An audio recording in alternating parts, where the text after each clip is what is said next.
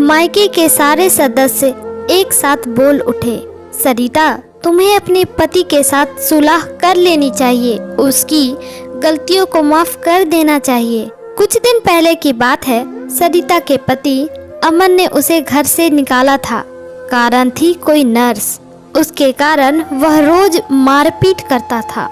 सरिता बेचारी जुल्म सहकर भी घर को बचाने में लगी थी और पति उसे निकालने में। एक दिन अति हो गई।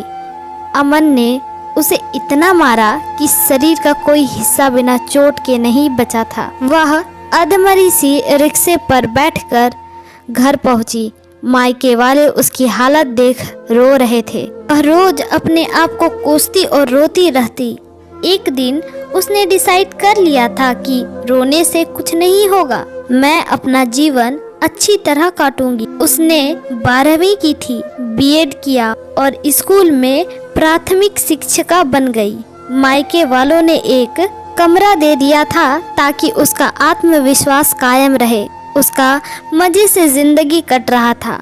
कुछ सालों बाद घर के बाहर एक आदमी अधमरा सा पड़ा कराह रहा था। जब पहचाना तो वह उसका पति था।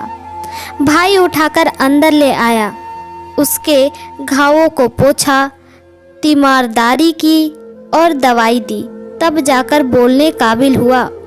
उसने बताया तो समझ में आया कि उसने नौकरी छोड़ दी थी और वह उस नर्स के साथ मजे में रहने लगा था। नर्स कमाती और यह मजे करता था।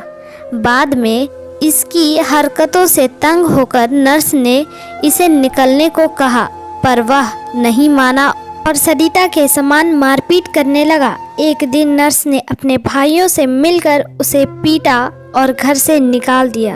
अब कोई ठौर न था, कहाँ जाए, तो सरिता की याद आई। उसके घर आ गया, पर दरवाजा खटखटाता उससे पहले ही वह गिर गया।